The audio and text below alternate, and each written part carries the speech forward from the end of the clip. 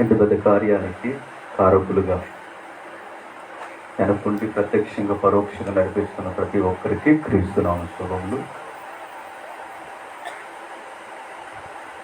నేమిలో ఉంటూ కష్టాల కన్నీల మధ్య నలిగిపోతూ దేవుని కొరకు ఇంత చక్కటి కీర్తన రాయడం సంతోషకరం. నిజానికి సహోదరుల గురించి మాట్లాడాలంటే ఆయన గురించి మాట్లాడడానికి పెద్ద విషయాలు ఏం లేవు. Simple man. అంటే చాలామందిని చూసాం రచయితల్ని, సినీ కల్చర్ మొదలుకొని క్రిస్టియన్ కల్చర్ వరకు ఒకదొప్పుడు కార్యక్రమం ఎక్కువ ఉంటుంది, దేవుడి గురించి తక్కువ ఉంటుంది. కొన్ని మండిపోద్ది కదా అని చూస్తుంది. ఇచ్చినది ఆయన, నిలబెట్టుకున్నది ఆయన, రాయించింది ఆయన, పాడిస్తున్నది ఆయన, పాడాల్సింది ఆయన కొరకు. మధ్యలో మీ అడవుడు ఏంటయ్యా అనిపిస్తుంది చూస్తున్నాను. ఈ సభలో ఆకర్షణీయమైన గుర్తింపు ఏంటంటే సీని గారి గురించి చెప్పడానికి అది నాకు నచ్చింది. మరొక మాట ఏంటంటే అన్న నిజంగా ఇందాక సహోదరులు చెప్పినట్టు అన్న ఖాళీగా ఉన్నారా అంటారు. మా మటన్ కొట్టొచ్చి పర్లేదు బ్రదర్ అంటాం. నిజానికి డే డ్యూటీలో అస్సలు ఖాళీ. చాలాసార్లు నేను పీక్ స్టేజ్ డ్యూటీలో ఉన్నప్పుడే ఫోన్ చేశాడు. ఒకరోజు 3 టౌన్ గంజాయి కేసు దగ్గర నిలబడ్డాం. ముద్దాయిల దగ్గర ఇక్కడ రికవరీ చేసి ఒక్కొక్కటికి కోటింగ్ ఇస్తున్నాం అన్న. ఆ టైంలో ఫోన్ చేశాడు. నా రాత్రి మీ మెసేజ్ విన్నానన్నా అన్నారు. థ్యాంక్ యూ బ్రదర్ అన్న. మాట్లాడుతూ నిజంగా ఒక వాగ్దాన సంబంధమైన మాట అన్నాడండి. నిజంగా నా మెసేజ్కి చాలు ఈ మాత్రం తెలుతాను. ఆ రోజు అన్నయ్య అన్న మాట ఏంటంటే, బ్రదర్ మీరు ఎక్కడ చెప్పారో నాకు తెలియదు కానీ ఇటీవల కాలంలో సాంగ్స్ గురించి మీరు చెప్పారంట. అవును బ్రదర్ చెప్పాను, కర్నూలులో. దాన్ని కట్ చేసి ఎడిటింగ్ చేసి రివ్యూలు చేశారు ఎక్స్ప్రెషన్ మీద. చాలామందికి తగలడిపోయింది, అది తిరగబడిపోయారు. కనబడితే బాంబు పెట్టేస్తా అన్న. ఆ ఫ్లేవర్ చెప్తున్నా. అందులో నేను వదిలిన మాట ఏంటంటే, మనం బాగోకుండా దేవుడి కొరకు మనం పాడితే అసలు బాగోదన్నది. అవి పాటే కాదు, బతుకైనా బోధైనా ఏది. డైరెక్ట్ టార్గెట్ చేసిన మాట ఏంటంటే సినిమా సింగర్స్ని, సినిమా కల్చర్ని క్రిస్టియన్ కల్చర్లోకి తేవడం వాక్యానుసారం కాదన్నాండి. ఆ మాట పట్టుకున్నాడు బ్రదర్. నేను ఈ మాటకి నేను చాలా పట్టుపట్టాను. ఈ మాటకి నేను అంటున్నాను, ఇంకెప్పుడు నేను పాటలు రాసిన, ఇంకెప్పుడు నేను దేవుడి కొరకు రచన రాసిన ఇలాంటి సినిమా సింగర్స్ జోలికి పోనాను. చాలా సంతోషం అనిపి. చాలు మీలాంటి రచయితలు కదిలితే చాలు, ఎక్కువ మంది వద్దు, ఎవరు మానాల్సిన అవసరం. మీలాంటి వాళ్ళు చాలు, సామాన్యులు చాలు. ఆ రోజు ఇచ్చిన మాట, ఆ మాటకి కట్టుబడ్డాడు. రిజల్ట్ ఏంటంటే ఇదిగో ఈ క్రైస్తవ సహోదరిమణులతో, ఈ క్రైస్తవ సహోదరులతో కాస్తంత భక్తి ఉన్న వీళ్ళతో పాటించే నిజంగా ఇది బ్యూటిఫుల్ సీన్. అది చూడటం చాలండి. మన సంఘాల్లో ఉన్నారు పాడేవాళ్ళు, మన ఏటికల మీద ఉన్నారు పాడేవాళ్ళు, మన పిల్లలు, మన సహోదరులు, మన అక్కలు, మన చెల్లెళ్ళు, మన అన్నలు, మనకన్నా వయసులో పెద్దవారు, వీళ్ళతో పాడిద్దాం. విరిగి నలిగిన హృదయాలతో పాడిద్దాం. ఎవడో గొట్టంగాడు ఎక్కడి నుంచో తీసేవాడికి దమ్మిడి మనం ఖర్చు చేసి ఎత్తుకుపోయి వాడికి సాకి ఆ చుట్టుపక్కల ఏం దొరికితే ఆ ఫేమస్ అంతా తెచ్చి వాడికి ఎగేసి పొగేసి పాడరా అంటే దానికి వంకెట్టి వీడికి అవసరమై ఇదంతా చెప్తున్నా. దేవుని పిల్లలు పాడితే అది బ్యూటిఫుల్ సీన్.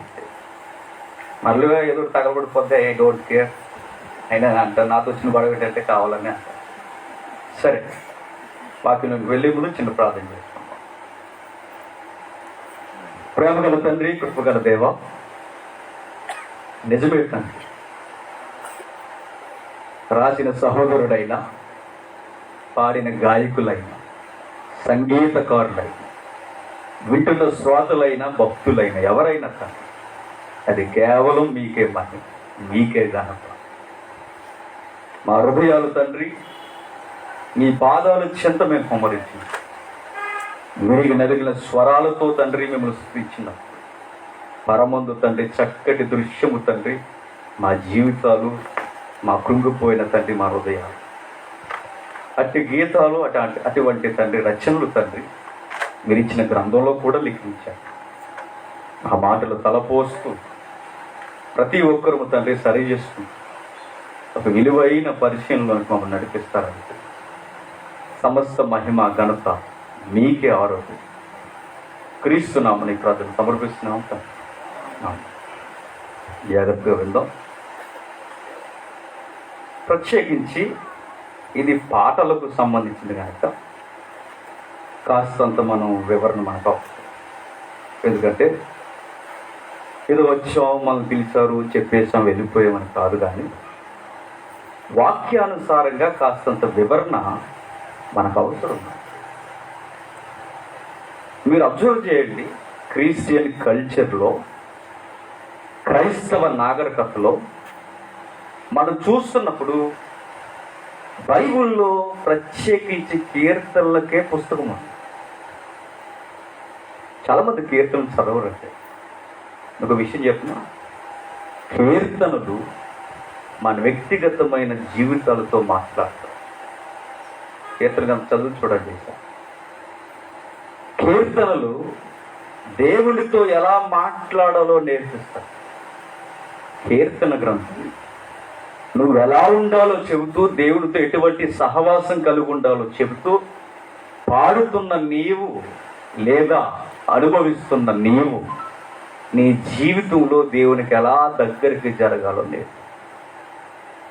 సుమారు 100 గీతాలు, కీర్తనలు ఉన్నాయి మనకు బయట. ఎప్పటికీ ఎవర్ గ్రీన్ సాంగ్స్. నేను అడుగుతున్నాను, బైబిల్ కీర్తనల తర్వాత తెలుగులుగా మనకి కాస్తంత మనకు ఊపిరినిచ్చిన కీర్తనలు ఏమి చెప్పండి? ఆంధ్ర క్రైస్తవ కీర్తన. మరి అలాంటి కీర్తనలు చూడమేమో, రావేమో, అలాంటి వ్యక్తులు మరలా కనబడరేమో. ఎందుకంటే ఈ రోజు రోజుకి భక్తి తగ్గిపోయిన గీతాలు ఎక్కువ, భక్తి కనుమరుగైపోయిన రోజు రోజుకి లౌకికమైన సంగీతాలు. మచ్చుకు ఒక ఉదాహరణ చెప్పను. ఒకప్పుడు కీర్తనలు ఎలా రాసేవారంటే, వారి కష్టాల కన్నీళ్ళ మధ్య కరిగిపోతూ, వేదన బాధల మధ్య నలిగిపోతూ, ఏడుస్తూ ఏడుస్తూ ఏడుస్తూ దేవుని దగ్గరకు వచ్చి మరణాల విలయాల మధ్య తమ హృదయాల్ని నలుపుకుంటూ, ఆ నలిగిన రాగాలను స్వరాలుగా వినిపిస్తూ దేవుని కొరకు చక్కగా పాడి.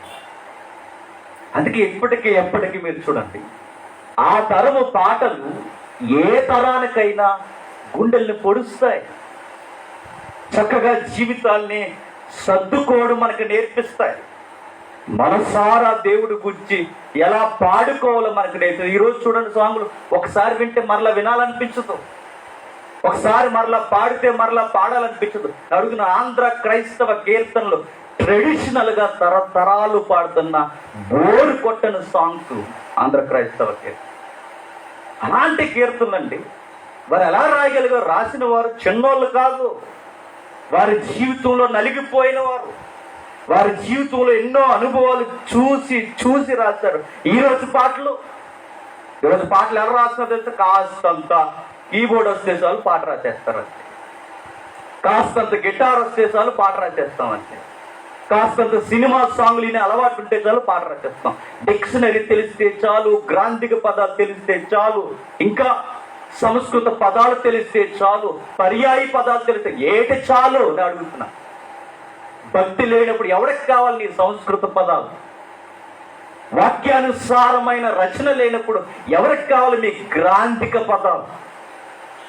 వాక్యానుసారమైన ఆ వెలుగు, ఆ కీర్తనలో అనుభవం, భక్తి లేనప్పుడు ఎవరిని ఉద్ధరించడానికి ఆ కీర్తనలని? వాక్యంలో ఉన్న కీర్తనలు మీరు చూడండి, వారు నలిగిపోతూ వారి ఎక్స్పీరియన్స్ సాంగ్స్గా పెట్టారు. మచ్చుకు ఒకటి చెప్పిన, రాజాబాబు గారు అని ఒక ఆయన ఉన్నారు, రాజుబాబు అని కూడా అంటారు. ఆయన కీర్తనలు ఎలా రాశాడో చూడండి. ఇప్పటికీ ఆయన చనిపోయిన క్రైస్తవ జీవితానికి ఉద్యమం లాంటి కీర్తనలు ఎలా రాశాడు? నలిగిపోయి రాశాడు. సంఘంలో బాధపడి రాశాడు. జీవితంలో ఎన్నో నిందలు, బాధలు, కుటుంబం పట్ల భౌతికంగా, శారీరకంగా, మానసికంగా అన్ని విధాలుగా అనుభవించి రాశాడు. ఆయన పాటల్లో ఒక పాట పరదేశి అన్న పాట ఎప్పుడైనా వినండి ఒకసారి. ఏంటంటే రచనలు పరదేశి ఓ పరదేశి అన్న సాంగ్ వినండి, ఎలా ఉంటుంది ఒకసారి. తుపాకీ గొట్టాల మొదలుకొని, ఏటువాదులు మొదలుకొని, ఎథిక్స్ మొదలుకొని ప్రతి విషయాన్ని గురించి నొక్కి ఆ రోజే డప్పు సంగీతాలతో పాటు అనుభవాలతో పాడారు కనుక మారిపోయారండి పాట. మన పాటలు మార్చలేదు, పారిపోతున్నాం. ఎప్పుడు వెయ్యొద్దు అంటున్నా. ఏమైంది ఈ పాటలకి నేను అడుగుతున్నా. దేవునితో సహవాసం కరువైనప్పుడు ట్యూన్ బాగుంటుంది తప్ప అందులో భక్తి ఉండదు. పురుషోత్తం చౌదరి గారిని చూడండి, పురుషోత్తం చౌదరి గారి జీవిత విధానం చూడండి. తాను నమ్ముకున్న తర్వాత కులం వెలేసేసిందని, తన బ్రాహ్మణ తెగ. ఆ తర్వాత స్నేహితులు, బంధువులు, ఇరుగు పొరుగు వారు అందరూ వద్దు పొమ్మన్నప్పుడు వెళ్ళిపోయాడు ఇంట్లో నుంచి క్రీస్తుని గూర్చి ప్రకటిస్తూ. అలాంటి టైంలో విరిగిపోయిన హృదయాలతో రాశాడు క్రైస్తవ కీర్తన. యెహోవా నా మొరలు ఆలకించెను. రాహిమాం సాంగ్, మేజర్ సాంగ్స్ ఆయనే కాదు. ఆయన నలిగిపోయిన సాంగ్స్ ఎన్నో. తన భార్య అర్థం చేసుకోలేనప్పుడు, తన బంధువులు అర్థం చేసుకోలేనప్పుడు, తన వారు తనను అర్థం చేసుకోలేనప్పుడు, సొంత జాతి ప్రజలు నువ్వు కులం తక్కువడురా, పోరా దేవుడు నమ్ముకున్నావు అన్నప్పుడు ఆ పాటలు రాశారు. నలిగిపోతూ రాశారు. మీరెక్కడ రాశారయ్యా పాటలంటే గోదావరి గట్టుకెళ్ళి రాశారట. అందులో దూబిపోయేవా? గట్టుకెళ్ళాను, చెట్టుకెళ్ళాను, అలాగే వెళ్ళాడు ఘంటసాల. గోదావరి గట్టుకెళ్ళి గట్టు మీద ఏం కనపడుతుంది? చెట్టు కనపడుతుంది. చెట్టు మీద ఏముందంటే పెట్ట ఉందన్నట్టు. ఆ పెట్ట అంటే పెట్ట కదా, అదో రకం పెట్ట అన్నాడట. ఏంటో పెట్ట అందరికీ తెలుసు. అలా చూసి రాస్తారు. అడుగుతున్నాను, మ్యాక్సిమం కవులు, రచయితలు నేచర్ని చూసి ఏవో ఫీలింగ్స్ పెట్టి రాస్తారు. కానీ బైబిల్ రచయితలు, క్రైస్తవ రచయితలు నేచర్ని చూసి కాదు, వారి బతుకుల్లో ఉన్న అనుభవాలను బట్టి రాస్తారు. దేవునికి వాళ్ళకున్న అవినాభావ సంబంధాన్ని బట్టి రాస్తారు. ఆత్మల భారంతో రాస్తారు. వారి జీవితాలు ఎప్పుడు నిలబెట్టి పాడిన వారి పాటే సమాధానం. ఎవరిని తీసుకోండి, మన ముందున్న తరాల్లో ఈ గొప్ప గొప్ప రచయితలను తీసుకోండి, అనుభవాలే జీవిత పాఠాలుగా రాశారు. అలా రాయకపోతే దేవుడికి నచ్చవా అండి అని మీరు అడిగితే నేను మరలా చెప్తున్నాను, చదువు అని బైబిల్ ఇచ్చాడు. చూడండి ఒకసారి ఆమోసు గ్రంథం 5వ అధ్యాయం. ఆమోసు గ్రంథం 5వ అధ్యాయం త్వరగా 13వ వచనం.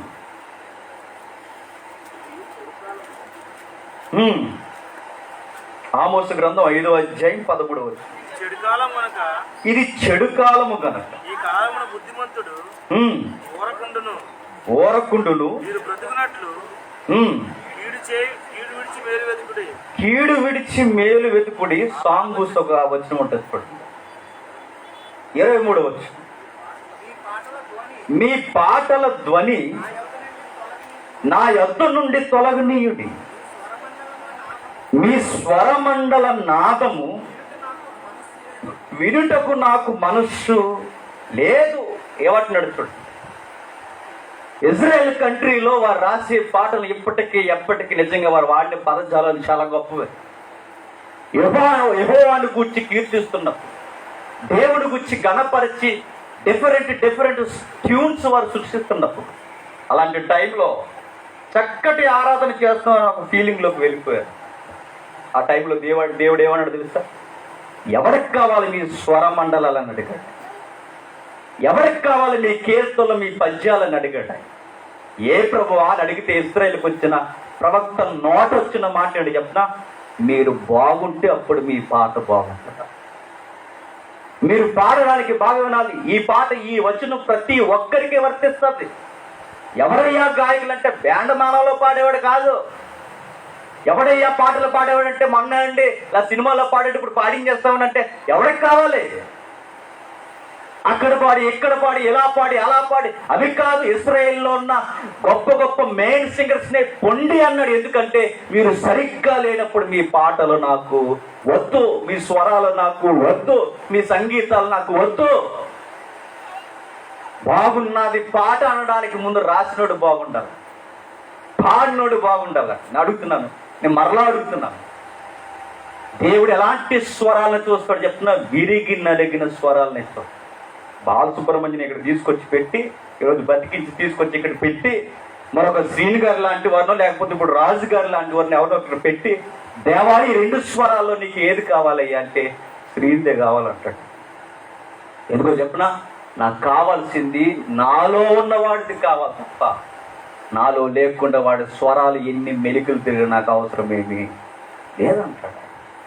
అది అనుభవాలు అవసరం, దేవునితో అనుభవాలు, దేవునితో ఉన్న ఆ సహవాసాలు, ఆ లోతు, ఆ బాధ, ఆ నిట్టూర్పు, ఆ కన్నీరు, ఆ ప్రార్థనా జీవితం, ఆ వాక్యానుసారమైన రక్షణ అనుభవం, దేవుని కొరకు ఎదురు చూసే ఆ నిరీక్షణ జీవితంలో పాటలు వెలువడాలి.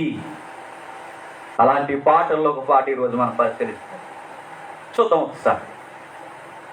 కీర్తన గ్రంథం 6వ కీర్తన, అందరూ చూడండి త్వరగా. 6వ కీర్తన మొదటి వచనం, యెహోవా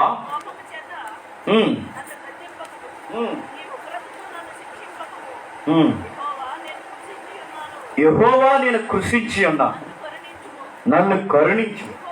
యెహోవా నా ఎముకలు అదురుచున్నవి. ఆగు. ఈ పాట రాసింది ఎవరంటే దావీదు గారు. దావీదు గారు పాటలు మనకు అర్థం కావాలి అంటే దావీదు గారే అంటున్నారు, నా పాటలు అందరికీ అర్థం అవ్వు. ఏంటంటే దానికి ఒక ట్యూన్ ఉందట, దానికి ఒక సెపరేట్ సింగర్ కావాలట. ఆ ఐపిచ్లో అలాంటి సింగర్స్ పాడినప్పుడు, ఆ ఫీల్డ్లోకి వచ్చినప్పుడు నా బాధ, నా రచన, నా జీవితం ఏంటో పాడినోడికి అర్థం. ఏమంటున్నాడంటే, ఈ కీర్తన నిజంగా అందరికీ అర్థం కాదు. ఏమంటున్నాడంటే, ఏడవడం అంటే ఏంటో తెలిసినోడికి 6వ కీర్తన అర్థం, రోధించడం అంటే ఏంటో తెలిసిన వాడికి 6వ కీర్తన అర్థం, విలపించడం ఏంటో తెలిసిన వాడికి కీర్తనలు అర్థమవుతాయి. ఎదుటివారి గురించి తాను కూడా నలిగిపోతూ, ఎదుటివారి చేత గొడవపడి, తాను తప్పు లేకపోయినా తన జీవితంలో వద్దన్న తన భార్య, పిల్లలు తిరగబడి తన ఆరోగ్యం కూడా తను ఎక్కిరించినప్పుడు ఆ జీవిత పరిస్థితి ఎలా ఉంటుందో అర్థమైన వాడికి ఈ పాటలు అర్థం. ఎవరికి అర్థం కావయ్యా అంటే కేవలం పాడుకునేవాడికి అర్థం కావు. ఎవరికి అర్థం అవుతాయంటే దావీదు అలాంటి పరిస్థితులు కాస్తంత టేస్ట్ మనకు తెలిసినా ఆ పాట మనకు బాగా అర్థం. రోధించడం తెలియాలి, ఏడవడం తెలియాలి, విలపించడం తెలియాలి, కన్నీరు కార్చడం తెలియాలి, అనుభవం తెలియాలి. ఇంకా చెప్పుకోవాలి అంటే ఆ పాటలో మన కన్నీరు కలిపి దుఃఖ స్వరమైన సందర్భాలు వేసుకోవాలి. ఆ పాటలో చిన్న టైటిల్స్ ఇచ్చాడు చూడండి. ఆయన ఏమంటున్నాడంటే ప్రధాన గాయకునికి అన్న. ఎవరికట? పోయర్ మాస్టర్ అవుతుంటారు, మెయిన్ సింగర్. ఇది ఎవరు పడితే పాడకూడదట. ఎవరు పాడాలి? ప్రధాన గాయకుడు. నిజంగా చూడండి, ఇజ్రాయెల్ కల్చర్ ఎప్పటికేనండి, వారు ఒక పాట పాడితే 100 మంది ఉన్నా 1000 మంది ఉన్నా ఒకే స్వరంతో ఆ మెయిన్ సింగర్ను ముందెట్టుకుని అందరూ కలిసి పాడతారు. ఈరోజు పాటలు పాడమండి ఎవరినైనా. పాట ఏ పాట ఏమంటావే నీకని అడగండి. మెలోడీ సాంగ్ ఉంటే ఏమైనా ఏంటండి, కాస్త రెబలిస్ట్గా ఉన్న సాంగ్ ఏమైనా ఉంటే ఇవ్వండి అన్నాడు. కానీ బైబిల్ కీర్తనలు ఏంటి చెప్తున్నా, అందరూ ఒకే స్వరంతో మెయిన్ సింగర్ను ఫాలో అవ్వాలి. ఆ ఫాలో అవుతున్నప్పుడు ఆ రైటర్ అంటున్నాడు చూడండి, ఎలా పడితే అలా కాదు, దానికి ఒక శృతి ఉండాలి. ఏ శృతి అది? అష్టమ శృతి. సంగీతకారులు ఎలాగున్నారు కనుక చిన్న మాట్లాడుతారు. అష్టమ శృతి అంటే సహజంగా 7 స్కేల్స్ ఉంటాయి అనుకుంటా. ఏం సార్?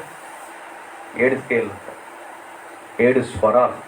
సరిగా మా పదనిసలు ఉన్నాయి, అందులో మన పిహెచ్డీ లేవు, చదివాం పుస్తకాలు. ఈ 7 తర్వాత మరలా సా రిపీట్ అవుతుంది. ఈ రిపీట్ అయ్యే సా ఇప్పుడు సామాన్యంగా అవుతుంది, చాలా హై పిచ్లో అవుతుంది. దాన్ని అష్టమ శృతి అంట. అర్థమవుతుందో లేదు? సామాన్యంగా ప్రారంభమైన సా అనే అక్షరం మరలా రెండవసారి 8వ అక్షరముగా ప్రారంభం అవుతున్నప్పుడు అది హై పిచ్లో గొంతెత్తి కన్నీరుతో దుఃఖ స్వరంతో అది ఫీల్ అయితే కానీ రాదట.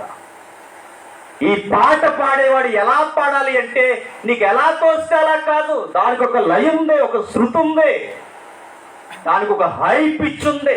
అలాంటి వాడు ఈ పాట పాడగలడు, వాడు మాత్రమే పాడగలడు. ఎవరు పడితే వారు నా పాట పాడలేరు, రాలేరు, రాయలేరు అన్నాడు. దాన్ని ఎవరు పాడగలరయ్య అంటే మెయిన్ సింగర్కి నేను నోట్ చేస్తున్నాను. ఆ మెయిన్ సింగర్ ఎవరైతే ఉన్నారో నీకు నచ్చింది పెట్టేకయ్యా కోయర్ మాస్టర్ అన్నాడు. మరేం పెడతామంటే హై పిచ్లో పాడాలి, గట్టిగా అరుస్తూ తంతి వాయిద్యాలతో పాడాలి. తంతి వాయిద్యం అంటే ఒకసారి ఇమేజ్ అయింది. తంతి వాయిద్యం అంటే ఈరోజు గిటార్లైనా ఈవైనా మన దగ్గర ఉన్న చూసారా, కింద కూర్చొని స్త్రీలందరూ వాయిస్తుంటారు, దాని పేరు ఉంటుంది నేనా. ఇవన్నీ వీటికి మూలం, అది గుర్తుపెట్టి టీ ఆకారంలో ఉంటుంది. సుమారు తీగలన్నీ కలిపి ఉంటే వాయించేవాడు రేంజ్ని పెట్టి తీగలన్నీ పెడుతుంటారు. దావీదు గారు అది వాయించడంలో దిట్టట. ఇందులో తంతి వాయిద్యం. సౌలుని బాగా వినండి, సౌలుకు పట్టిన దయ్యాన్ని తన్ని పంపించడానికి వాయించింది ఏంటి చెప్పండి? తంతి వాయిద్యము. ఒక పాట ఎదుటి వ్యక్తి చీకట కోణాలు పోవాలి, ఒక పాట దయ్యపు యొక్క అవలక్షణాలు పోవాలి, జాడ్యాలు పోవాలి.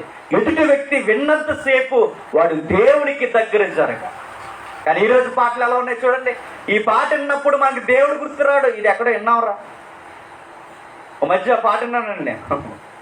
ఆ పాట విన్నప్పుడు పక్కా సినిమా సాంగ్, అది నేను చెప్తున్నాను, పక్కా సినిమా సాంగ్. పక్కా సాంగ్ పేరు ఏంటి చెప్పనా? ఈసారి యూట్యూబ్ దగ్గర అడగని చెప్తారు. అల్లో నేరేడు కళ్ళని తిరగేసుకుంటేశారు. ఒక నేచర్ని చూసి పాడుతూ ఎప్పుడో విన్నాను నేను చిన్నప్పుడు.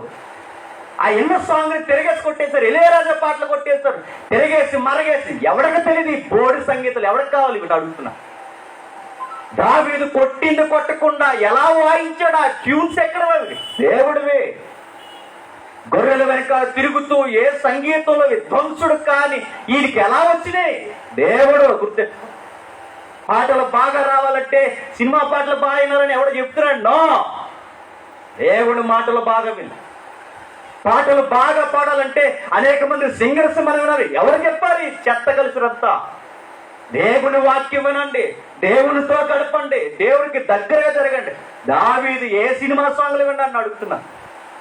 గొర్రెల వెనక తిరుగుతూ ఆ తంతి వాయిద్యం పట్టుకుని అమ్మ నాన్నకి దూరం అన్నయ్యలకు కూడా సరైన ప్రేమ వారి దగ్గర నుంచి దొరక్క, తిన్నాడో లేదో కూడా అడగకుండా అరణ్యంలో మృగాల మధ్యకు పోతూ వాయిస్తూ తిరిగాడట. ఎలా పాడాడు, ఎలా రాయగలిగాడు, ఎలా వాయించగలిగాడంటే బైబిల్ రికార్డ్ చేసిన పదం ఆత్మ విధముగా వాడుకుందట. ఎవరిని? దావీదుని. అలాంటి ఆయన రాస్తున్నాడు, ఇదిగో తంతి వాయిద్యము అష్టమ శృతి మీద ఈ పాట పాడండి, బిగ్గరగా పాడాలి, గట్టిగా పాడాలి, ఏడుస్తూ దుఃఖ స్వరముతో ఈ పాట పాడాలి. అప్పుడు నా ఫీల్ ఏంటో అర్థమవుతుంది అన్నాడు. అది కదండి, మా దగ్గర తంతి వాయిద్యం లేదు, ఫ్లూట్ వేసామంటారా అని అడిగాను అనుకోండి. దావి ఫ్లూట్ని నిన్ను కనమండి ఇక్కడ చేస్తాను ఇక్కడ. నో, నా ఫీల్ నీకు తెలియాలంటే అష్టమ శృతే, నా ఫీల్ నీకు తెలియాలంటే తంతి వాయిద్యమే. నా ఏడుపు, నా నిట్టూర్పు, నా బాధ, నన్ను తొలిసేసి నేను చెప్పుకోలేని అనేకమైన వైరాగ్యం ఏంటో మీకు తెలియాలి అంటే ఆ హై పిచ్ సాంగ్ మాత్రమే ఉండగలదు. ఆ స్వరంతో రాస్తున్నాడు. పొడి చేసే మాట స్టార్టింగ్ లోనే రాసేసాడు చూడండి. యెహోవా నీ కోపము చేత నన్ను గద్దింపకము, నీ ఉగ్రతతో నన్ను శిక్షించుకు. వాగ్దాం ఏమంటున్నాడు చూడు. రాస్తూ రాస్తూ ఈ సాంగ్ మనం అలా చదువుతున్నప్పుడు ఏదో తెలియని పరిస్థితి దావీదుని ఎంటాడుతున్నట్టు మనకు కనబడుతుంది. అంత క్లియర్గా మనకు తెలియదు, కానీ ప్రాబ్లం అయితే ఉన్నాడు. ఎవరు? దావీదు. నిజంగా కీర్తనలు వివరించడం మొదలు పెట్టాలి కానీ కీర్తనలకే సంవత్సరం పడుతుందండి నేర్చుకోవడానికి. కీర్తనలకి జీవితాలు ఉన్నాయి, సత్యాలు ఉన్నాయి, మూలాలు ఉన్నాయి, ముగింపులు ఉన్నాయి. ఎన్నో ఉన్నాయి కీర్తనలు, రకరకాలు ఉన్నాయి. మార్నింగ్ సాంగ్స్ ఏంటో ఉన్నాయి, ఈవినింగ్ సాంగ్స్ ఏంటో ఉన్నాయి, మధ్యాహ్నం ఏం పాడాలో ఉన్నాయి. పండగ టైంలో పెంతుకొస్తు కానీ ఇంకా పస్కా కానీ జరుగుతున్న టైంలో ఏ పాటలు పాడాలో ప్రతి సీజనల్ సాంగ్స్ ఉన్నాయి. ఇవన్నీ కీర్తనలుగా బైబిల్లో ఉన్నాయి. అవన్నీ జీవిత అనుభవాలుగా రాసాయని అంటున్నాడు. నేను ఒక ట్రబుల్ ఫేస్ చేస్తున్నాను, చెప్పుకోలేనిది, బాధలో నన్ను పొడి చేసేది, ఒక వైరాగ్యంలో నేను ఉన్నాను. ప్రభువా ఏమైందో నాకు తెలియదు, కానీ ఒక మాట అయితే నేను చెప్తున్నాను, ఈ ప్రాబ్లం నేను ఎదుర్కొంటున్నానంటే కారణం ఒకే ఒకటి, నువ్వు పర్మిషన్ ఇచ్చావు. ఏంటట? నువ్వు పర్మిషన్ ఇచ్చావు. నన్ను ఎంతగా బాధపడుతున్నానంటే, యెహోవా నీ కోపము చేత నన్ను గద్దించుకు, నీ ఉగ్రత చేత నన్ను శిక్షించుకుని అడుగుతున్నాను. దేవుణ్ణి గద్దించొద్దు అంటున్నాడా, గద్దించమంటున్నాడు? నీకు బైబిల్ బాగా తెలుస్తా అంటే, దేవుణ్ణి గద్దించమంటున్నాడా, శిక్షించమంటున్నాడా, వద్దంటున్నాడా చెప్పండి. మళ్ళీ మిమ్మల్ని అడుగుతాను, మీరు సరిగ్గా చెప్పబోదు 12 అవుతుంది. రేపు నేను ఖాళీ, మా సార్ ఊరి వెళ్తున్నాను. చెప్పాలి నేను అదే వచ్చినాను. మన బైబిల్లో ఏమాత్రం ఆసక్తి కలిగి చదువుతున్నామో వచ్చినమే అడుగుతుంది, మిమ్మల్ని అడుగుతున్నాను. చెప్పండి. ఆ వచ్చును, నీ కోపము చేత నన్ను గద్దించుకు, నీ ఉగ్రత చేత నన్ను శిక్ష, అంటే గద్దించొద్దు అంటున్నాడా, శిక్షించొద్దు అంటున్నాడా? మరో రివర్స్ అడుగుతున్నాడు, గద్దించమని కోరుకుంటున్నాడా, వద్దంటున్నాడా? Yes, right brother. గద్దించండి ప్రభువా, నువ్వు నన్ను రైట్ చేయి, నన్ను సరి అయిన మార్గంలో పెట్టు. కానీ ఆ గద్దించేది మాత్రం కోపంతో నా మీదకి రాకు ప్రభువా, నేను తట్టుకోలేను. ఎంత బాధని కళ్ళ ముందు పెట్టి మాట్లాడుతున్నాడు చూడండి. నన్ను గద్దించు కానీ కోపంతో వద్దు, నన్ను శిక్షించు కానీ నన్ను ఉగ్రతతో, నన్ను శిక్షించు కానీ ఉగ్రతతో వద్దు. శిక్ష అన్నదానికి మూల పదం ఏమో తెలుసా? డిసిప్లిన్ అని. ఒక సామాన్యమైన విశ్వాసకి తెలియాల్సింది ఏంటి చెప్పనా? క్రమశిక్షకి శిక్షణకి దేవుడు ఏం చేస్తున్నాడు అవి ఇచ్చేస్తాం మనకు తెలియదు, లేకపోతే మొత్తం దేవుడిని లేస్తామా.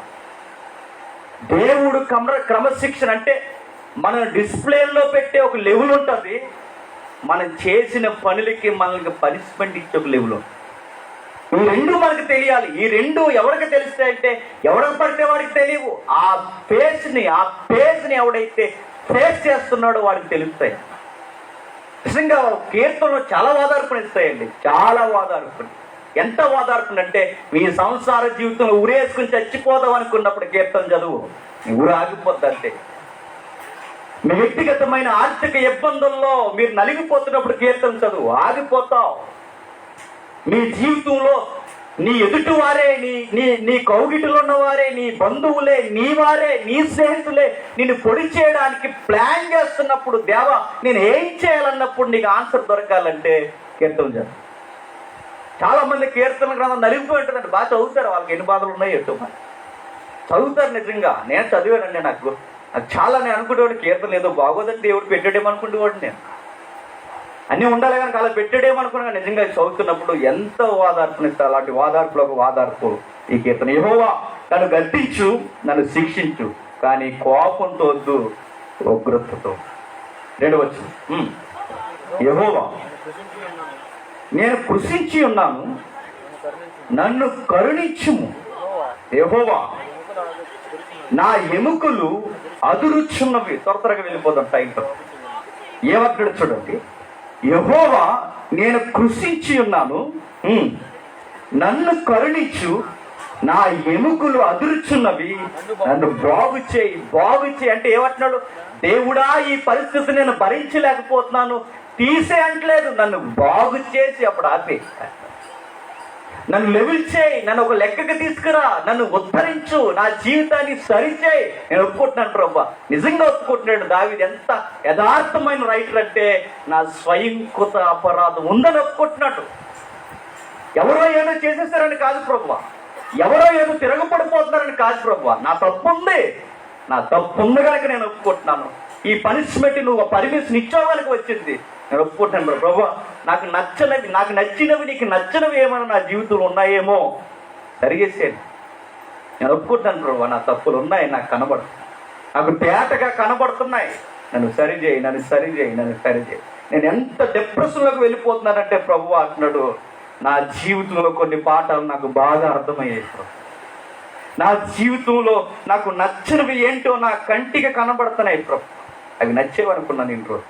ప్రభువా, కొన్ని ఫలభరితమైన నా జీవితంలో కార్యాలు చూడడానికి నన్ను పదును పెడుతున్నావని అర్థమవుతుంది. నన్ను పిలిచి మాట్లాడుతూ అంటున్నాడు, నీవు నన్ను ఇలా సరిచేస్తున్నప్పుడు ప్రభువా నేను తట్టుకోలేకపోతున్నాను. తను ఒక విషయం అంటున్నాడు, సరిచేయి. ఆ సరి చేస్తున్నప్పుడు నన్ను ఎలా సరి చేస్తావంటే నీ కృపతో నన్ను సరిచేయాలి. ఎలా సరిచేయాలట? నీ కృపను బట్టి నన్ను రక్షించుము. ఎలా రక్షించాలట? కృపను బట్టి. అక్కడ వాడిన మంచి పదం ఏంటంటే గ్రేసెస్ టు మీ. నన్ను కృపతోనే నన్ను సరిచేయి, కృపతోనే నన్ను ఉద్ధరించు, కృపతోనే నన్ను సరిచేసి ఉద్ధరించు. ఉత్తమ పురుషుడు ఎత్తున్నాను. నీ కృప లేకపోతే నేను భరించలేను. గమ్మత్తు బ్యూటిఫుల్ సీన్ ఏంటంటే అక్కడ ఒక తల్లికి కొడుక్కి ఈ క్రమశిక్షణ నేర్పిస్తున్నప్పుడు ఎలాంటి తత్వం మనకు కనబడుతుందో అలాంటి సీన్ కనబడుతుందండి. నేను అడుగుతున్నాను, దావీదు గారిని ఇలా ఉక్కిరి బిక్కిరి చేసే పనిష్మెంట్లకి లేదా డిసిప్లిన్కి పర్మిషన్ ఇచ్చింది ఎవరండి? దేవుడే. నేను మరలా అడుగుతున్నాను, దేవుడే పర్మిషన్ ఇచ్చినప్పుడు, దేవుడే ఇలా బరువైన హస్తాన్ని మీద పెడుతున్నప్పుడు మరలా దావీదు ఎక్కడికి వెళ్తున్నాడట? అది మనం నేర్చుకోవాలి. మనం ఏం చేస్తాం చెప్పిన, దెబ్బకి బరువు మోయలేక దేవుడిని లేస్తాం. ఇంకా విషయం ఏంటి చెప్పిన, వేస్తే మోకాళ్ళన్నా వేస్తాం, లేదు ఉపశమనానికి ఎదుర్కొంటాం. ఉపశమనం ఏంటి చెప్పండి? మర్చిపోవాలట. రే బాయ్, బాధలు మర్చిపోవాలనుకుంటున్నావు, రా సాయంత్రం మీట్ అవుదా అన్నారట. ఎస్, నేను అదే కోరుకుంటున్నాను. అడిగి భారీ డైలాగ్ చెప్పారట, మగాడు అయితే తాగరాని. కానీ అవును, డౌట్ వచ్చింది, తాగేస్తాను. తాగేస్తున్నారని అడుగుతున్నాను. ఉపశమనానికి ఏమైంది? ఒకడు మద్యం అన్నాడు, మరొకడు ఏదో తిండి అన్నాడు, మరొకడు ఊరెళ్ళిపోదాం అన్నాడు, మరొకడు ఎక్కడో అడుగుల్లో పాట వస్తుంది ఆ మధ్య, ఊరెళ్ళిపోతానని.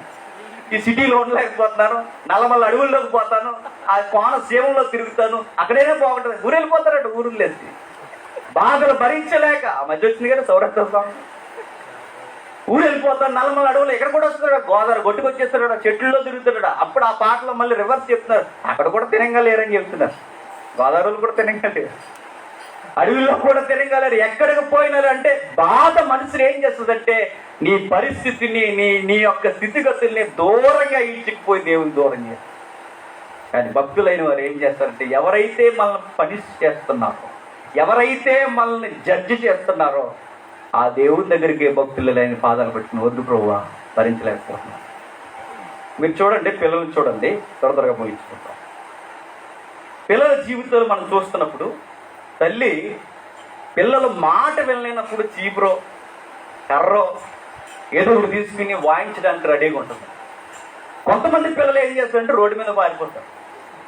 దొరికింది అవకాశం ఇంకా అడిగి రాడు. ఇంకా నువ్వు తిట్టేగా రేపు నేను స్కూల్కి కూడా వెళ్ళను నేను అంటే. బస్సు ఎక్కేసి బ్యాచ్ ఇప్పుడు ఎక్కువైపోయారు. అందరూ అలానే నేను అన్ని కిడ్నాప్ చేసి చెప్తారు.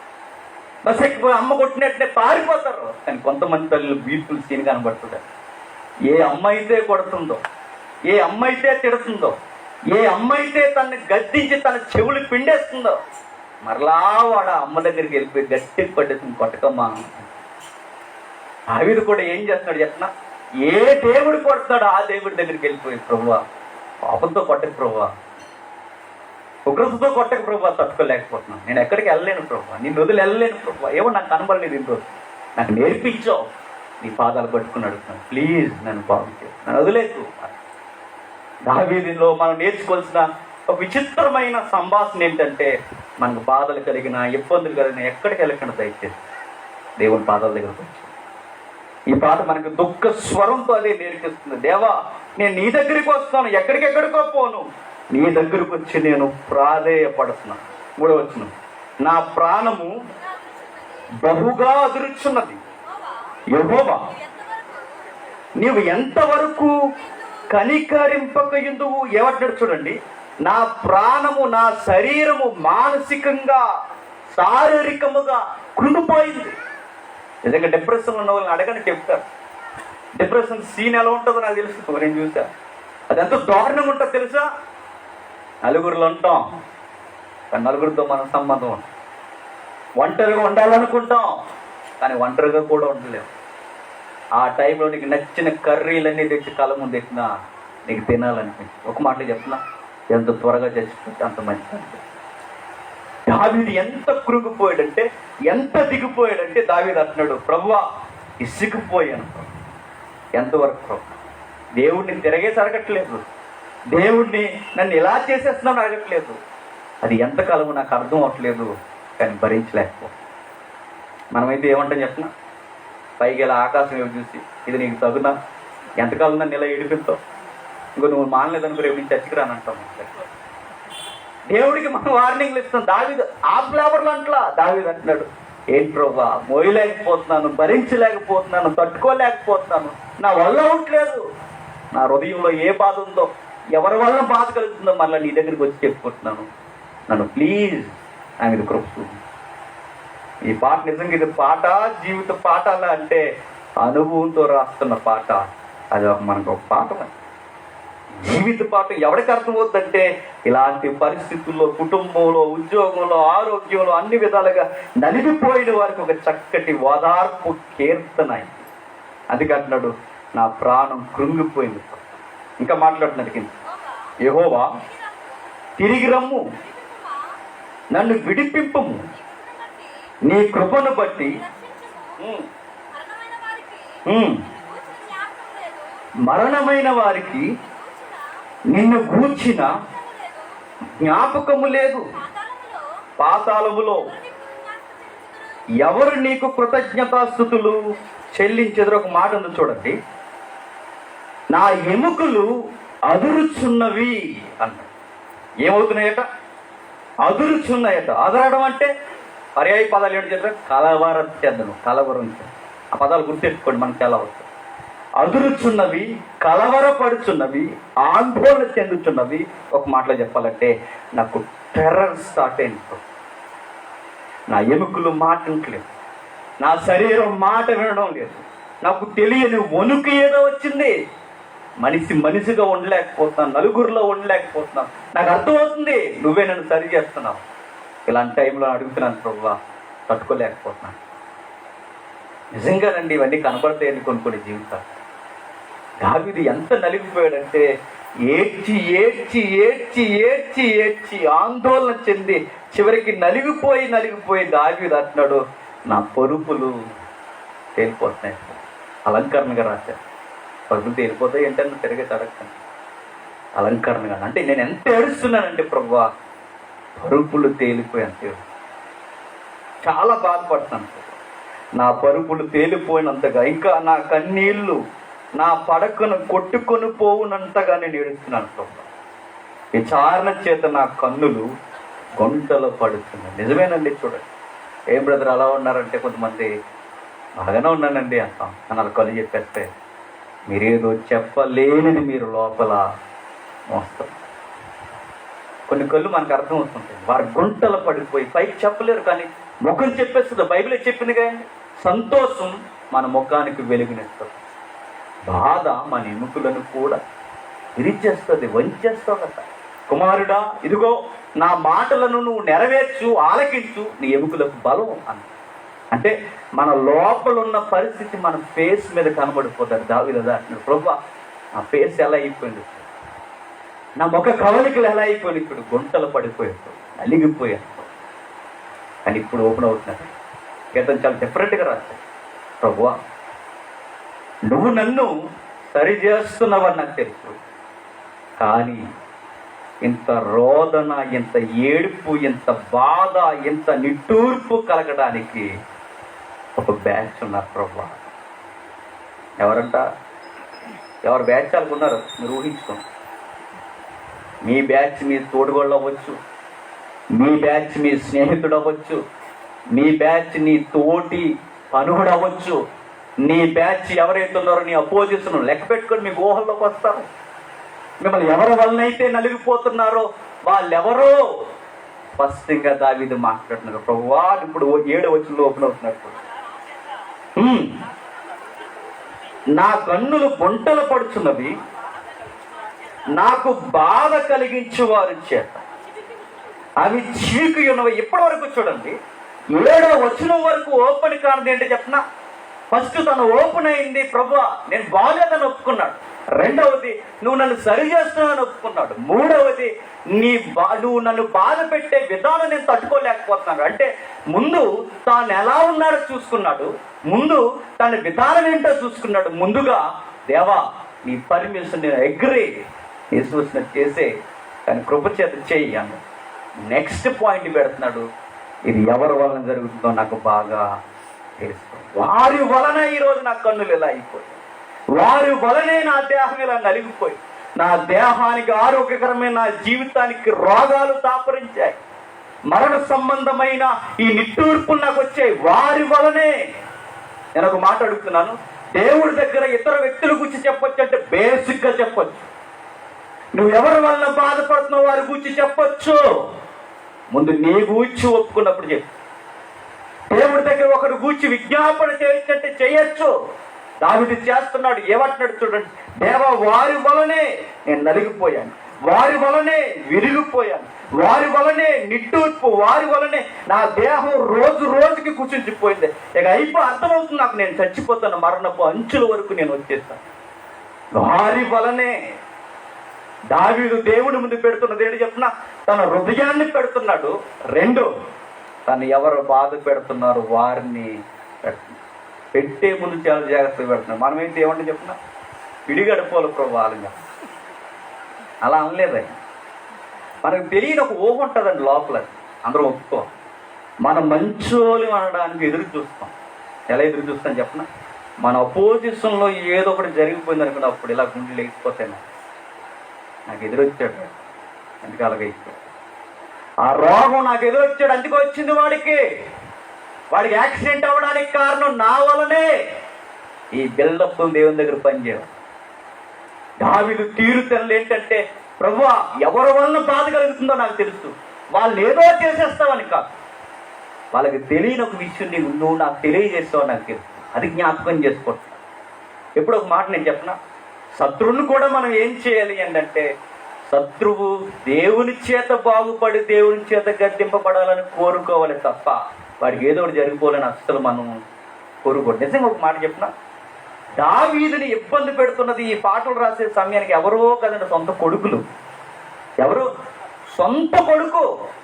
దావీదుని ఇబ్బంది పెడు అబ్షలోము సొంత కొడుకు, సింహాసనం మీద ఎక్కడానికి సొంత తండ్రిని, పేరు ప్రఖ్యాతులు కలిగిన తండ్రిని అడవిలు పాలు చేశాడు. కట్టు బట్టలతో వెళ్ళిపోయాడు అడవుల్లో. ఏ రాజు అయితే వరే నా మానసిక పరిస్థితి బాలేదు, రారా నా కొరకు పాట పాడని ఏ రాజు అయితే పిలిచాడో ఆ రాజే పిలుస్తున్నాడు. ఎక్కడికి? నేను చంపడానికి. రాజు తరుముతున్నాడు, తోటు పుట్టిన కొడుకులు చంపేస్తున్నారు అందరూ. అలాంటి టైంలో పాటలు రాసేస్తున్నారు, ప్రభువా వీళ్ళెవరో నాకు బాగా తెలుసు, నీకు మాత్రమే చెప్తాను. మనమైతే ఏం చెప్తాను, ఊరందరూ చెప్తాం. అలాగే నాకు మా పక్కింటారు అలా చేస్తారు నన్ను ఇలా. కానీ దావీదు అలా చెప్పలేదట, ఎవరికి చెప్పాలో వాళ్ళకే చెప్తున్నాడట, ఎంతవరకు చెప్పాలో అంతవరకే చెప్తున్నట్ట. మిగిలింది మౌనం అయిపోయి దావీదు చేస్తున్నాడు, ప్రభువా ముందు నన్ను బాగు చేయి. వాళ్ళకి అవకాశం వచ్చిందంటే కారణం నా స్వయం కొత్త అపరాధాలు కూడా ఉన్నాయి ప్రభు, లేకపోతే ఎవడు ప్రభువా నేను ఒప్పుకుంటున్నాను, నన్ను సరిచేయి అంటే అప్పుడు అంటున్నాడు. 8వ వచనం బాగా వినండి, టైం అయిపోతుంది. 1వ వచనం నుంచి 7వ వచనం వరకు దేవుడితో మాట్లాడాడు. ఇక 8, 9, 10 వచనాలు తన అపోజిషన్తో మాట్లాడు. కీర్తన 2 రకాలు, అది చూడండి. ఒకటి 7వ వచనం వరకు దేవునితో మాట్లాడిన వచనాలు. ఇక 8, 9 వచనాలు ఎవరితో మాట్లాడుతున్నాడంటే తన శత్రు వర్గంతో మాట్లాడుతున్నాడు. ఏమని మాట్లాడేది, ఎంత బ్యూటిఫుల్ గా మాట్లాడుతున్నాడు చూడండి.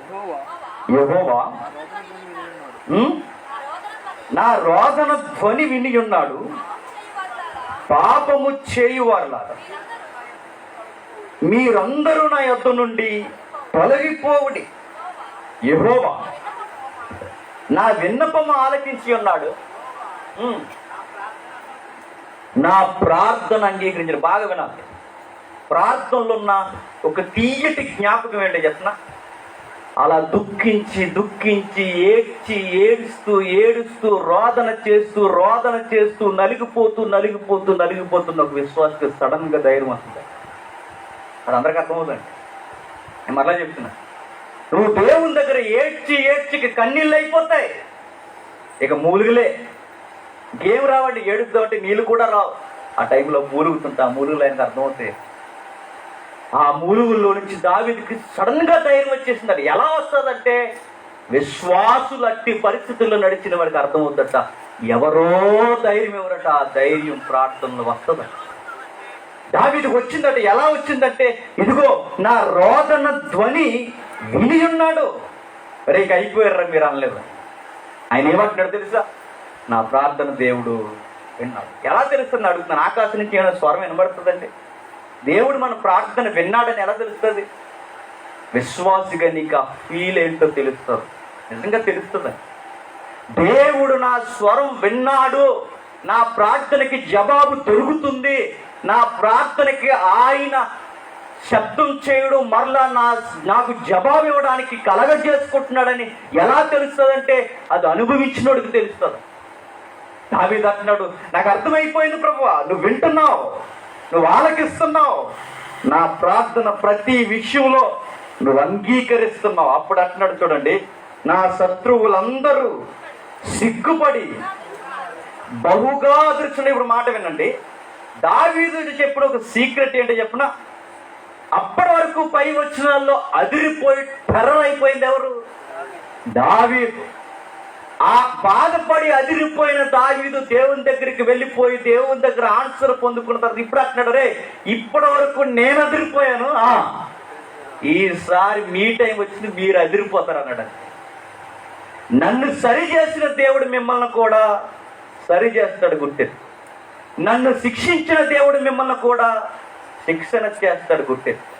దావీదు అంటున్నాడు, ప్రభువా ఇంతకాలం వీరి వల్ల నేను అదిరిపోయాను, ఇంతకాలం వీరి వల్ల నేను బాధపడ్డాను, ఇప్పుడు వారి వంతు వాళ్ళు అదిరిపోతారు, వారు టెన్షన్ అయిపోతారు, వాళ్ళు పరుగులు తీస్తారు, వారు రోదన ధ్వనితో ఆగిపోతారట. అక్కడ రాయబడిన మాట చూడండి, ఇక శత్రువులందరూ దావీదును చూసి ఏమి నేర్చుకుంటారంటే సిగ్గుపడతారట. ఏం చేస్తారు?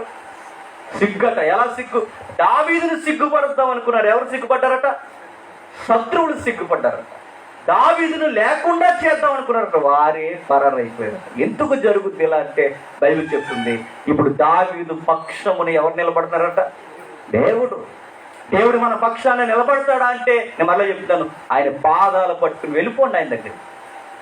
మీ తోటికోళ్ళ మీద కంప్లైంట్ ఇవ్వడం కాదు, నేను మళ్ళీ చెప్తున్నాను, మీ స్నేహితుల మీద కంప్లైంట్ చేయడం కాదు, మీరు ఇప్పుడు ఎవరైతే బాధపడుతున్నారో వారి దగ్గర కంప్లైంట్, వారి గురించి కంప్లైంట్ చేయడం కాదు. మనం చేయాల్సింది ఏంటంటే ఫస్ట్ మన దేవుని దగ్గరికి వెళ్ళి రాజీ పడిపోవాలి. మన తప్పు ఉన్నా తప్పు లేకపోయినా మన దేవుని పాదాలు పట్టుకుని ప్రభువా నన్ను సరి చేసి, అప్పుడు దేవుడు మనం కలగ చేసుకుని ఎవరైతే మనం సిగ్గుపరుస్తున్నారో, ఎవరైతే మనం బాధపడుతున్నారో, ఎవరైతే మనం లేకుండా చేయాలనుకున్నారో వాళ్ళేక సిగ్గుపడి మానేస్తారు. ఏమర్థం అవుద్ది వాళ్ళకంటే, వేస్ట్ ఇంకా దావీదులోకి వెళ్ళడం అర్థం. ఈ మనిషిని మనం ఏం చేయలేమురా, మనం చేయాల్సిన శతవిధార ప్రయత్నాలన్నీ చేసాం, ఇంక ఏమీ దావీదుని చేయలేమని సిగ్గుపడి వాళ్ళే ఆగిపోతారు. నేను అడుగుతున్నాను, దావీదు ఆగిపోతాడని రాశాడు, మనం రాయమంటే బూడిద అయిపోనని రాస్తాం. మనం వాళ్ళు బుక్ ఎగిరిపోనని రాస్తాం. మనం అయితే మీ కాలగతులు మారిపోనని రాస్తాం మనం. దావీదు ఏమని చెప్పినా ఆగిపోతాడు. నువ్వు ఆపుతావు. నాకు దావీదు శత్రువుల మీద కూడా ఏం చెప్తాడంటే, రే మీకు విషయం తెలియట్లేదు, దేవుని దగ్గరికి రండిరా, నన్ను దేవుని దగ్గర విజ్ఞాపన చేయండి నా గురించి. ఆయన నన్ను ఎలా తోమలు అలాగా తోముతాడు. నిజంగానండి, దేవుడు కొన్ని విశ్వాసుల జీవితాల్లో మన లోపాలు ఎలా సరి చేయాలనికి బాగా తెలుసు. నేను చాలాసార్లు చెప్పిన మాట నేను చెప్తున్నా, కొన్ని మొండి మరకలు ఉంటాయండి. పావు పాత్రలు తోముతున్నాం, ఎంత తోమినా పావు. కొన్ని మరకలు ఉన్నాయనుకోండి, మీరు కడుగుతారు ఏదో మీకు తెలుసు. అవి ఎలా తోమినప్పుడు చేతి తోమేస్తారు, కొన్ని అలా పోతాయి. కొన్ని మొండి మరకలు ఉంటాయి, పావు అవి. ఆ పోనప్పుడు ఏం చేస్తారు? ఇసకేసి తీసేసి తోమేస్తారు. మనం మాటలు లేదనుకోండి, ఇలా తోమితే సరే అయిపోతే సరే సరే. ఇంకా మాటలు లేదనుకోండి, ఎలా తోమేయాలని బాగా తెలుసు. ఇసుకే తోమేతను గుర్తిస్తాం. ఎలా తోమేయాలో, ఎలా నిన్ను సరి చేయడానికి బాగా తెలుసు. అక్కడ వరకు తెచ్చుకోకండి, అరిగిపోతాం, తట్టుకోలేకపోతాం. ఆ ఉగ్రతను మనం భరించలేకపోతాం. చివరిగా ఒక మాట చెప్పాక క్రీస్తు దగ్గర వెళ్ళిపోయి ముగించేసుకుందాం. 10 నా శత్రువులందరూ సిగ్గుపడి అదురుచున్నారు, వారు ఆకస్మికముగా సిగ్గుపడి ఎనుకకు మలుగురు. ఆకస్మికంగా సడన్గా ఆగిపోతారంట. అంతే, ఆకస్మికంగా అంటే రెప్పపాటున సడన్గా ఏమైందంటే వద్దండి అంటారు. అపోజిషన్ ఒక్కసారిగా ఆగిపోయి ఇక ఆ మనిషి జోలికి మనం వెళ్ళడం మనకే సిగ్గని ఆగిపోతాడు. దావీదు ఎంత చక్కటి విషయాలు మన బతుకులకు రాస్తున్నాడంటే, ఇదిగో మీరు కూడా ఇలా ఉండండి, దగ్గర స్వరంతో ఈ పాట పాడండి, ఇదిగో అష్టమ శృతిలో ఈ పాటను మీరు అర్థం చేసుకోండి. నా బాధ కన్నీళ్ళ లాంటి అనుభవాలు మీకు ఎవరి వలన కలిగితే మీరు కూడా ఆ స్వరం ఎత్తి పాడండి, మీకు దేవుడు ఆన్సర్ చేస్తాడు. దేవుడు ఖచ్చితంగా మీకు ఆన్సర్ చేస్తాడు. ఇక చివరిగా ముగించాము.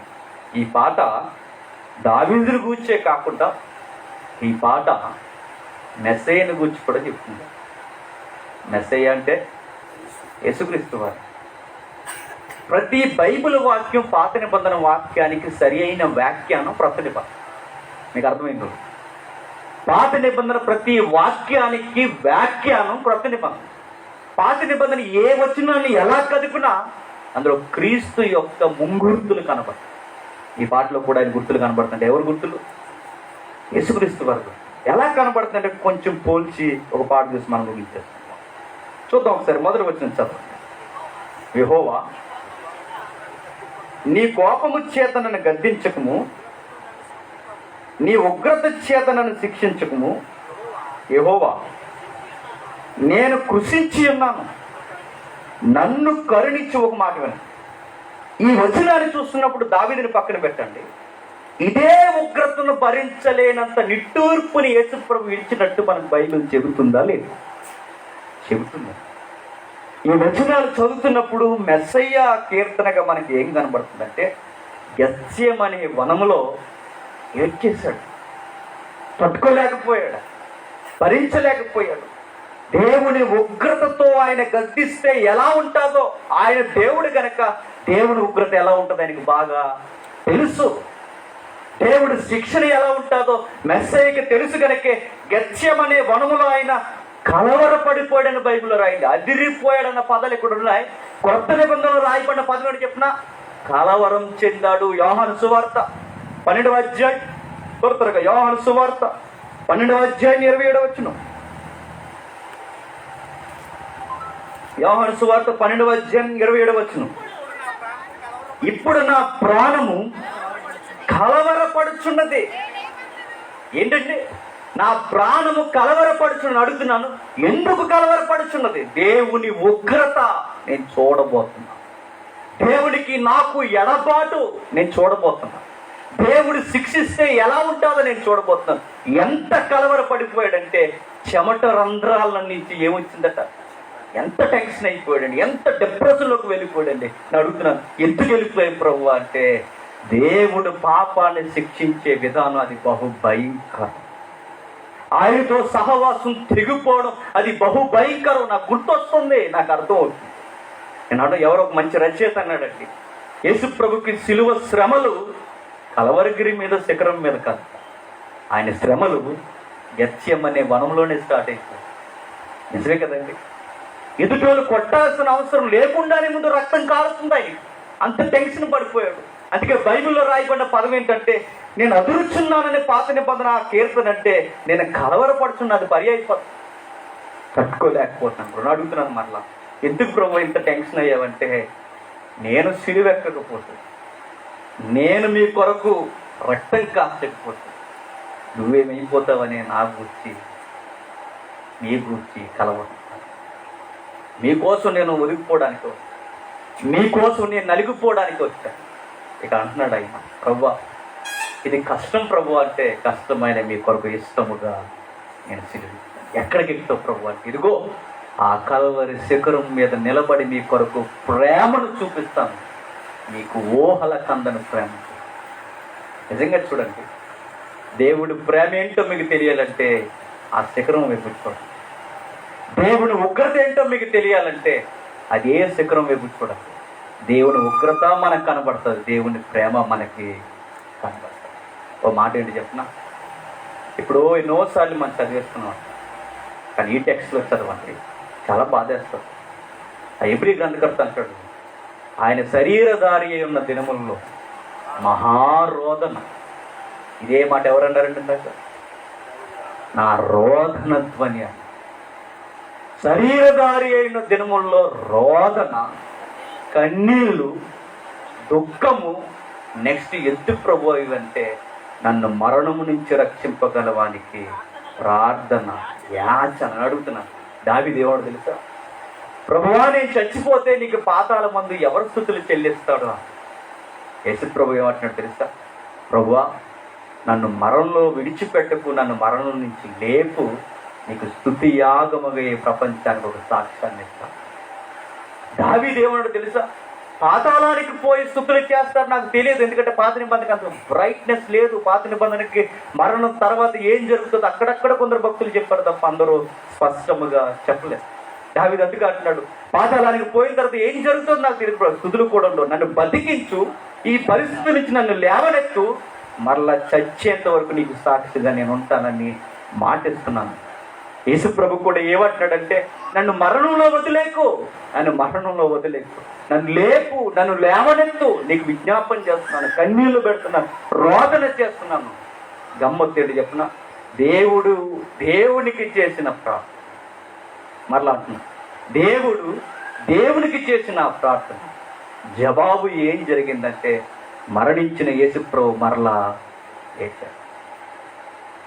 లేవడంతోనే ఆయన మనకిచ్చిన పిలుపు ఏంటంటే, ఆయన చేసిన పరిచర్య కన్నీళ్ళు పరిచర్య. ఇంగ్లీష్లో ఒక మంచి మాట ఉందండి, మ్యాన్ ఆఫ్ సారో అంటే. నిజంగా మీరు చూడండి, ఆయన దైవ కుమారుడే కాదు, ఆయన మానవ పుత్రుడే కాదు, ఆయన ఎవరంటే ఇరిగి నలిగిపోయిన రెల్లు కన్నా బలహీన. ఎవరి కొరకు అంత బలవంతుడు అలా అయిపోయాడంటే మన కొరకే. నిజంగా ఈ పాట చూడండి, ఏడుపు వస్తుందండి ఈ పాట. నా కొరకే అంత ఎలా అయిపోయావు ప్రభు. ఇక చివరికి ఒక మాట చెప్పి నేను ముగించాను. చెమట రంధ్రాల నుండి రక్తం కార్చిన ఆయన ప్రార్థన చేస్తున్న ఆయన చివరికి ఒక మాట అన్నట్టు చూడండి. 8వ వచనంలో, యెహోవా నా రోదనతో విని ఉన్నాడు, పాపము చేయవారులారా మీరందరూ నా యొద్ద నుండి తొలగిపో. ఒక మాట నేను అడుగు, పాపము చేయవారులారా నా యొద్ద నుండి తొలగిపోవడంటే, నిజంగా చూడండి, యేసు ప్రభువుని చంపిన ఈ మనుషులే మరణించి తిరిగి లేచిన తర్వాత, దేవుడు ఆయనకి జవాబు ఇచ్చిన తర్వాత, వీళ్ళందరూ దేవాలయంలో ఏమైపోయారంటే పరుగులు పెట్టేశారు, తెర చిరిగిపోయింది, అదే శత్రువులు బెంబేలెక్కిపోయారు, అదర కొట్టబడ్డారు, చీకటి కమ్మేసింది, మేఘాలు ఒక్కసారిగా చీకటిగా మారిపోయాయి, వారి జీవితాలు అంధకారం అయిపోయింది. అదే మనుషులు అదిరిపోయారు, కంగారు పడిపోయారు, అయ్యో దైవాన్ని మనం చంపేస్తామా. స్పష్టంగా ఈ పాట మనకి ఏం చెప్తుందంటే, ఇది మెస్సయ్య సాంగ్ కూడా అంటే. దావీదుకే కాదు, యేసుప్రభుకే కాదు, నీకు నాకు చెబుతున్న పాఠం ఒకే ఒక్క మాట. 3 పాయింట్లు చెప్తాను, గుర్తుపెట్టుకుని.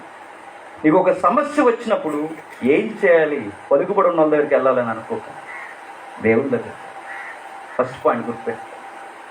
ఈ సమస్య నాకు వచ్చినప్పుడు ఎవరికి ఫోన్ చేయాలనుకోకండి, దేవుని దగ్గరికి రండి, దేవుడు నీకు ఆన్సర్ చేస్తాడు. 2వ మాట, నీకు సమస్య వచ్చినప్పుడు దాన్ని గుర్తుపెట్టుకున్న నువ్వు చేయాల్సిన 2వ మాట ఏంటంటే, ఓపెన్ అయిపోయింది. ఎవరి దగ్గర ఏం చెప్పాలని చెప్పే. దావీదుకి మరణపు అంచులకి వెళ్ళిప్పుడు ఏదో ప్రాబ్లం వచ్చిందండి సార్. దేవుడు కొన్నిసార్లు మనతో ఎలా మాట్లాడాలని కూడా చెప్పిన మంచం పట్టించేస్తాడు. గుర్తే ఏం చేస్తాడు? ఆరోగ్యం ఉంటే ఊరంతా తిరుగుద్దాం అనుకోండి, ఊరంతా తిరుగుతాయి అంటే కొన్ని ఉంటాయి, అట్ల పేరేంటి చెప్పండి. ఏ సినిమా గజ్జి ఏదో వచ్చిన మూలకు పోయి ఆనందినే అంటే తిందదు, దాని పేరేంటి చెప్ప కుక్క. మాట విననివి మాట ఎలా ఉంటాయో, మాట వినాలని మనలో కూడా సరి చేయడానికి దేవుడు మంచం పట్టిస్తాడు. నిజంగా దేవుడు మాట్లాడే మంచి సాగు ఏంటి చెప్పిన, సడన్గా తెచ్చిపోవడం కదా, మంచం పట్టాలండి, అది మంచి సాగు. నేను అంటాను ఎందుకు చెప్పిన, నువ్వు పశ్చాత్తాపడడానికి సమయం, నువ్వు దేవుని దగ్గర ఒప్పుకోవడానికి సమయం, దేవునికి నీకు తెగిపోయిన బంధాన్ని కలుపుకోవడానికి సమయం దొరుకుతుంది. మంచం పట్టి చావాలండి, అది మంచి సాగు. ఏమైనా ఉంటే సరి చేసుకుని చచ్చిపోతాం. సడన్గా చచ్చిపోయి పలుమార్లు గర్జించడం వల్ల చచ్చిపోయి ఉంటాను. హఠాత్తు మరణం మంచిది కదా. దావీదు కోరుకుంటున్నాడు, దావీదు కోరుకున్నది యేసు ప్రభు కూడా అంటున్నాడు, ప్రభువా ఇదిగో నన్ను సరి. నేను అడుగుతున్నాను, యేసు ప్రభు ఏమైనా పాపాలు చేసాడో సరి చేయడం కంటే కాదు, ఆయనలో మనల్ని సరి, ఆయన యందు మనల్ని శుద్ధినిగా మారి 33.5 సంవత్సరాల బతికిన నీతి ఎవరికి ప్రభు అంటే నాకు కాదు నీకే. ఇంత యజ్ఞయాగం జరిగించే ఎవరి కొరకు ప్రభు అంటే నాకేదో సింహాసనం వేస్తాడని కాదు, నీ కొరకే. దైవం తరమిడిచి భూలోకానికి వచ్చి మన కొరకు విలవిల్లాడిపోయింది. ఇక 4వ మాట 3వ మాట, నీకు ఏదైనా అనిపించినప్పుడు ఎవరైతే బాధపడుతున్నారో ఆయన నోటీసులో పెడితే ఆయన చూసుకుంటాడు. నువ్వేం చేయకు, ఎందుకంటే నువ్వు ఆయన దృష్టికి విరోధం అవడానికి అని చెప్పే వాళ్ళని ఎలా సరి చేయాలి ఆయన బాగా తెలుసు. నేను చాలాసార్లు చెప్పిన మాట మన నేర్పించిన వాళ్ళు ఊరేని వెళ్తారు, ఇంకా రారే సార్. ఏమేరు కొడతారు, ఏమేరంటే ఓకే అంటారు, ఊరు వెళ్ళారండి రాలేదు, ఏమేరు ఊరు వెళ్ళారంటే అటు నుంచి అంటే ఇంకా అలా వెళ్ళిపోతారు. దేవుడు చూసుకున్నాడు అనుకోండి, విట్నెస్ సాక్ష్యాలు కూడా మనం ఏదన్నా చేసామనుకోండి మరలా నేరస్తాం. మనం వద్దు, ఆయన చేతులు పెట్టండి. ఏమయ్యారో చెప్పుకోవడానికి కూడా ఆన్సర్లు కూడా ఉండవు, ఆయనకి ఇద్దాం. దేవుడు ఆయన చెప్పాడట, యేసు ప్రభు కూడా ఆయనకే చెప్పాడట, విరోధులు అందరూ మారిపోయారట. ఇక నెక్స్ట్ నీ ప్రార్థనలో నీ భక్తిలో నీకు ఇవ్వాల్సింది ఏంటి చెప్పనా? సడన్గా ఒకరోజు మనకి ధైర్యం రా, నిజం వస్తుంది.